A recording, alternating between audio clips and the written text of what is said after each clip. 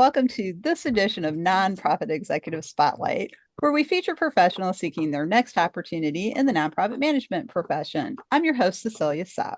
Thank you for joining us.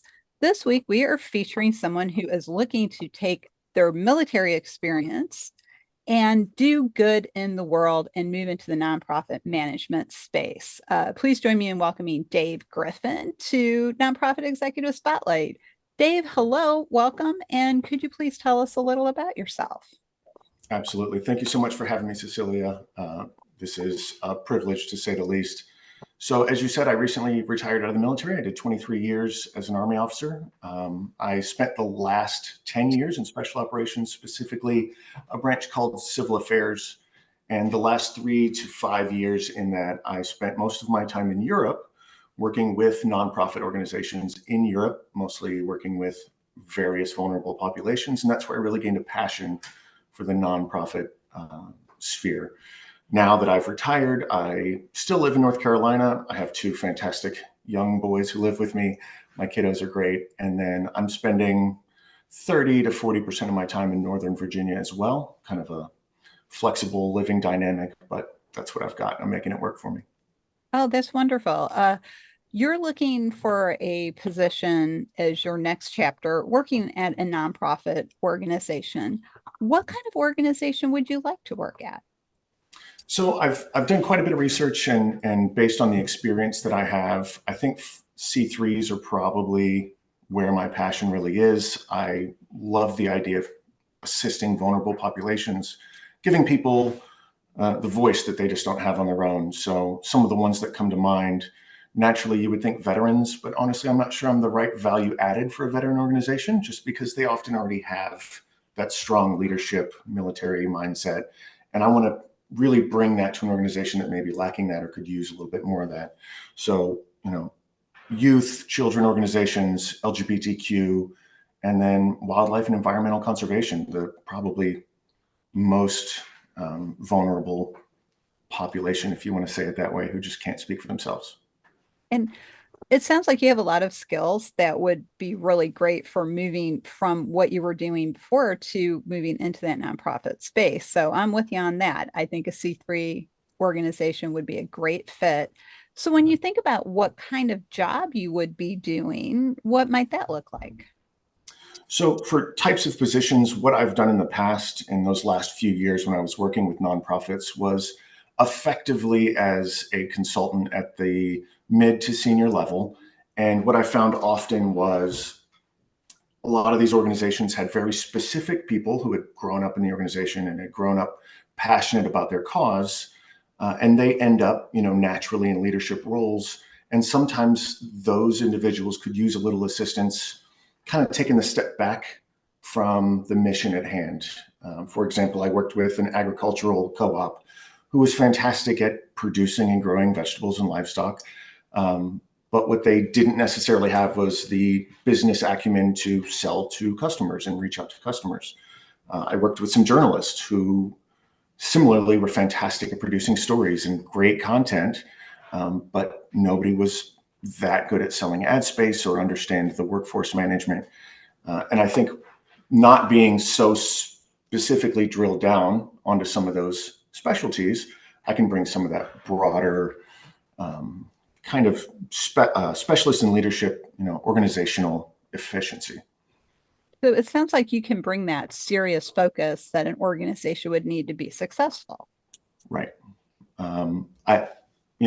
Results driven is not a word that we use in the military because it's just expected.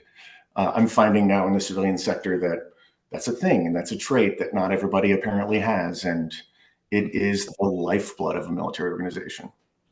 And that's really, I think that's an excellent point because you do see results oriented professional in a lot of job postings. And I am of the opinion as well, well, what else would you want? You would totally want a person who is results oriented. So I really like that. Is there a specific school of management that you like to follow? Yes. So interesting topic. The military at large kind of uses, when we talk about project management styles, right? The military, what we would call the big army. Sorry for throwing military terms out there, but They use a more traditional project management style or waterfall style. Their objective is to cross the line or take the hill or, whatever. And it's an entire process that spits out an end result. In special operations, we became very comfortable with agile project management and kind of using that to lay it over our missions. So the big difference there is it's very flexible. You work in sprints, you have Scrum Masters, or you use your Lean Sigma or Lean Six methodologies throughout. And I think it's just wildly beneficial in comparison to that traditional style, at least for every nonprofit type work I've done. I've also used it, now that I think about it, in the United States. We had a couple great opportunities to do our work within the United States as pseudo training environments, pseudo realistic, and brought a lot of good to some small communities on the East Coast. You and I were talking before we were recording this episode and we were preparing, and you mentioned you've done some work with non-government organizations. I have. Any similarities between those two? And obviously people are going to say, well, of course there are similarities, but what are some of the similarities and differences you see at an NGO versus a nonprofit? Right. So the drive and the motivation seems to be the biggest difference. And most people, I think, may overlook that as something super important, but it really matters, the way that people tackle their jobs and the way that people tackle their objectives and their mission statement. Every organization is going to have objectives and a mission statement, be it a nonprofit, be it an NGO, whatever. But I think the culture seems to be very different between those two organizations. The purpose-driven people. So in your nonprofits, so often just being there is a passion project for everybody involved, right? Somebody's not going to get into nonprofits to become famous or become wealthy or, fill in the blank. They're there because they really care. And I think that changes the way they work, that changes the culture of the environment, and that changes the way leadership manages people or leads people. Whereas NGOs,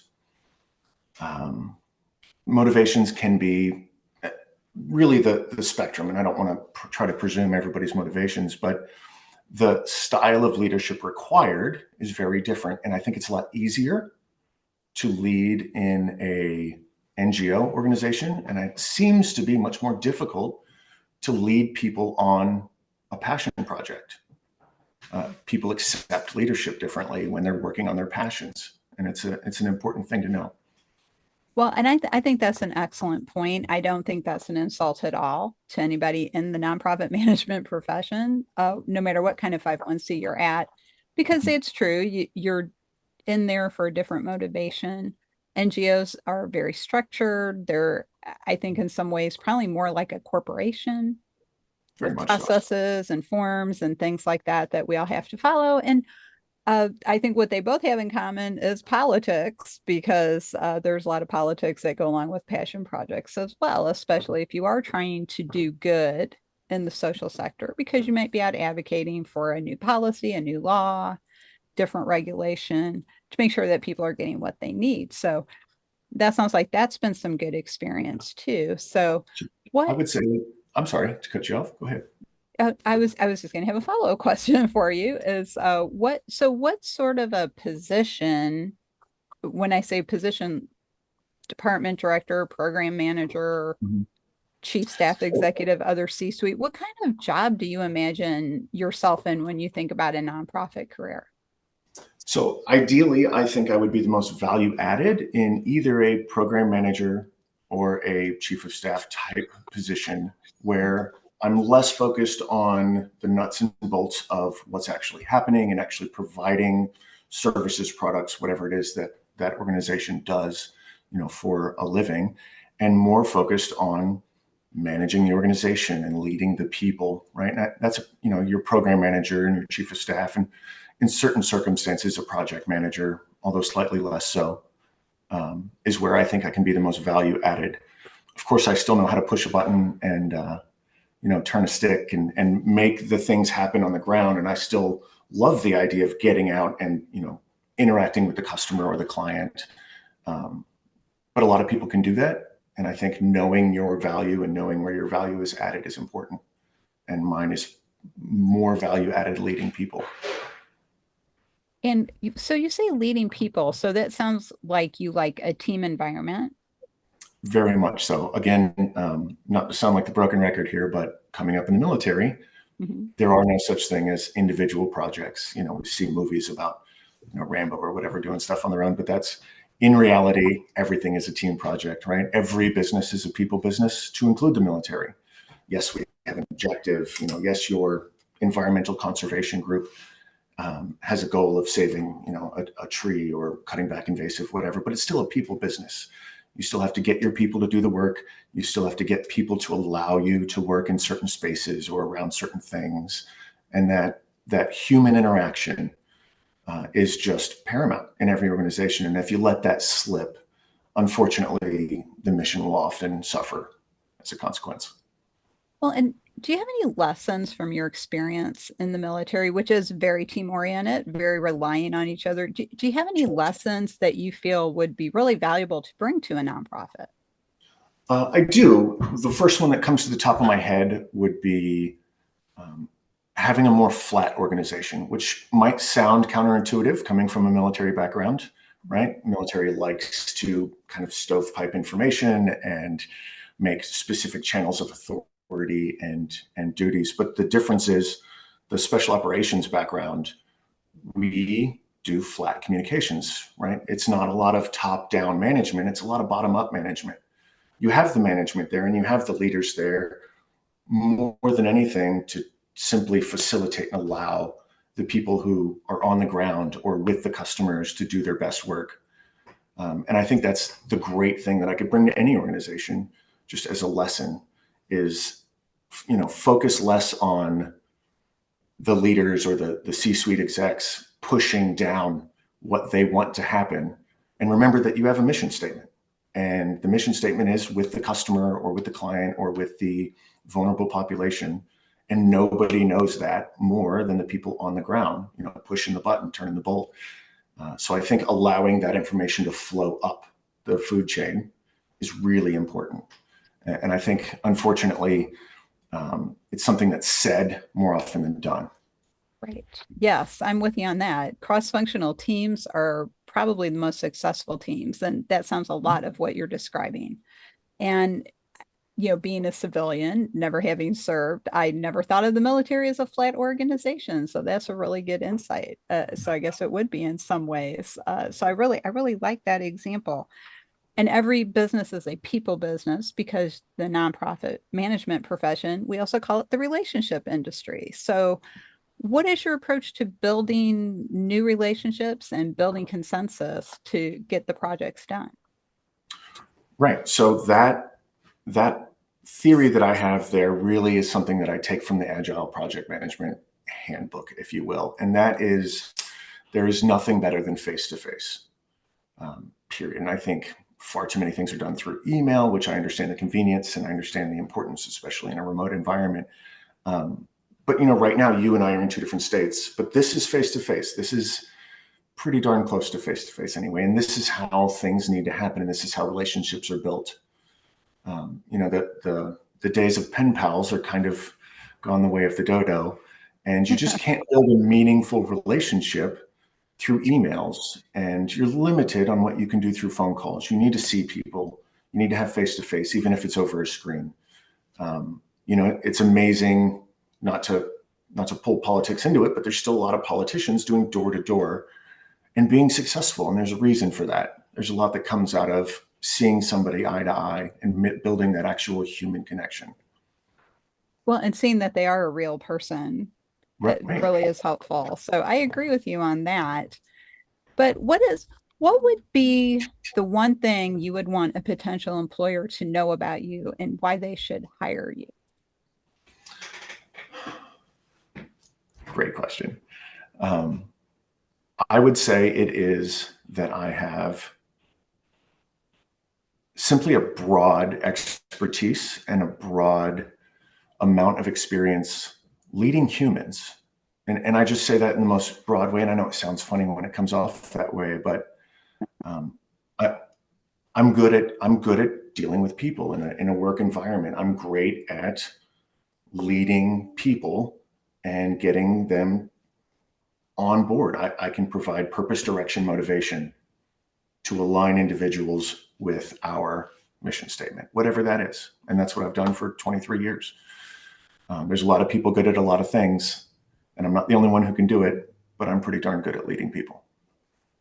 Well, I think that's a great endorsement. So, do you have a closing statement that you would like to make and share with us? Because I know I'm looking forward to welcoming you into the nonprofit management profession.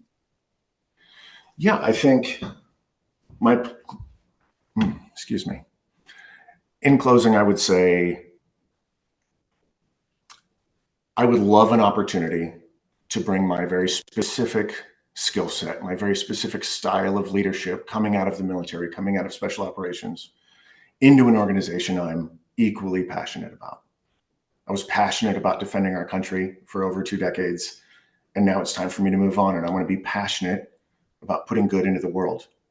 I want to be passionate about an organization that simply does good things.